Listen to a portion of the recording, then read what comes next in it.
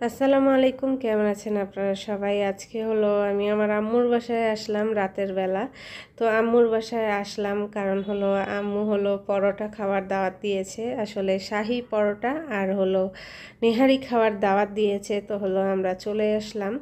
তো এই যে আমি আর সারা এসে ঘরের মধ্যে বসে আছি, আর এই দেখেন আমার ভাইয়ের ছেলে ইফরু। তো সে হলো এই যে দুষ্টামি করছে, আসলে যে গরম তাই ও নিচে হলো শুয়ে আছে মাটিতে।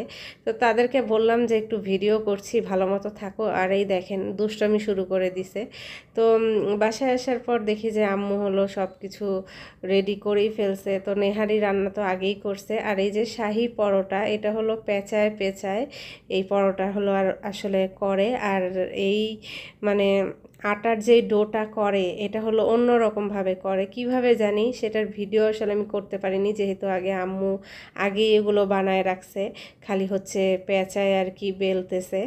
তো আমি শুধু জানি যে ডিম আর তেল কি কি জানি দিয়ে এই হচ্ছে আটার ডোটা আর কি করে। তো ইনশাল্লাহ আমি যদি পারি কখনো, তো এটার সম্পূর্ণ রেসিপি আপনাদের সাথে আমি শেয়ার করব, এই পরোটাটা কিভাবে করে। কিন্তু বাকিটা এই যে দেখেন এইভাবে কিন্তু বাকিটা করে।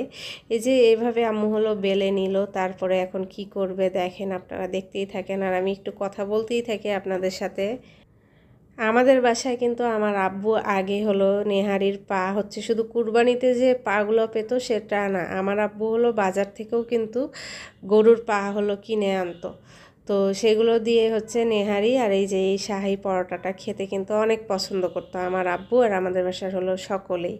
তো এই দেখেন এভাবে কিন্তু হচ্ছে এটা পেঁচাতে হয়, না হলে কিন্তু আপনি যখন শাহী পরোটাটা বানাবেন তখন হলো পেঁচানো পেঁচানো হবে না। তাই তারপরে এই যে এটা পেঁচানোর পর আবার এভাবে পেঁচাতে হবে। কিন্তু এই জিনিসটি কি জানেন, এই জিনিসটি আমার দাদি কিন্তু আমার আম্মুর থেকে একদম অনেক সুন্দর পারতো। ছোটোবেলায় আমার দাদির হাতেই কিন্তু প্রথম এই পরোটাটা আমরা খেয়ে এসেছি, আর পরোটাটার নাম কিন্তু আমার দাদি হলো বলেছে শাহী পরোটা। তো আমার দাদি যখন এই পরোটাটা বানাতো না, তখন না আমার দাদি আমার আম্মুর থেকেও অনেক সুন্দর করে এই পরোটাটা হলো বানাতো। এই যে এইভাবে যখন হচ্ছে মানে পরোটাটা বানায় পেঁচানোর পর, তখন যে পেঁচানোটা আর কি হয়, আমার দাদির একদম স্পষ্ট ফুটে উঠতো সেই পেঁচানোটা। একদম এই পরোটাটা যে পেঁচায় পেঁচায় হয় এটা বোঝাই যেত, যেটা আমার আম্মুর আসলে বোঝা যায় না, সেরকমভাবে বোঝা গেলেও হালকা বোঝা যায়।